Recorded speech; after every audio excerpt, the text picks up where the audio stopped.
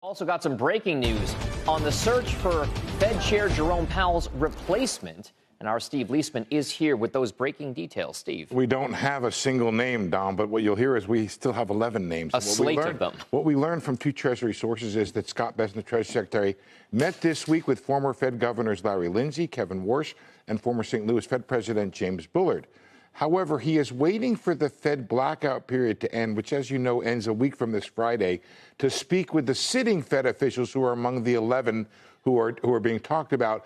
His goal at the end of this process, I'm told by the sources, is to add one or two names to the three the president has already mentioned, known colloquially as the two Kevins, Warsh and Hassett, as well as Chris Waller, the Federal Reserve governor.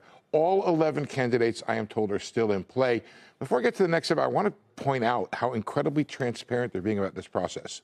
Very different from other administrations, even different from the first Trump administration. They're playing this out in public, letting us know who he's meeting with, when he's going to meet with them.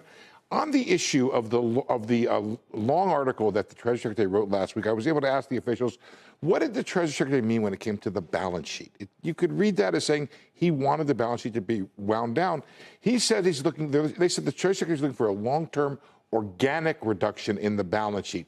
Nothing fast. The Secretary believes the balance sheet should decline, must not be disrupted to financial markets or the economy. He favors a smaller Fed footprint overall on the economy.